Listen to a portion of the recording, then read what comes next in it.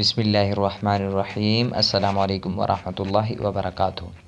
حضرت اسماعیل اشعث رحمہ اللہ نے فرمایا کہ اگر کوئی دیکھے کہ اس کی آنکھ کان ہو گئی ہے، آنکھ تھی وہ کان ہو گئی اور کان آنکھ ہو گیا ہے، تو دلیل ہے کہ لڑکی والی اولاد سے شادی کرے گا اور دونوں سے صحبت کرے گا۔ اور اگر دیکھے کہ اس کی آنکھ کف دست پر ہے، دست کے یعنی ہاتھ کی ہتھیلی پر ہے، تو دلیل ہے کہ مال پائے گا۔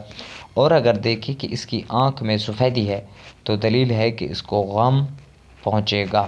فرمان حق تعالیٰ کی وجہ سے جس کا مفہوم یہ ہے کہ غم کے مارے اس کی دونوں آنکھیں سفید ہو گئی ہیں، یعنی خواب کے اندر اگر کوئی شخص خواب کے اندر دیکھے کہ اس کی آنکھ میں سفیدی ہے تو دلیل ہے کہ اس کو غم پہنچے گا۔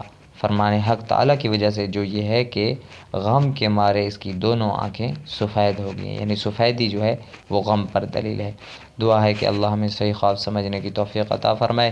وآخر دعوانا ان الحمد للہ رب العالمین۔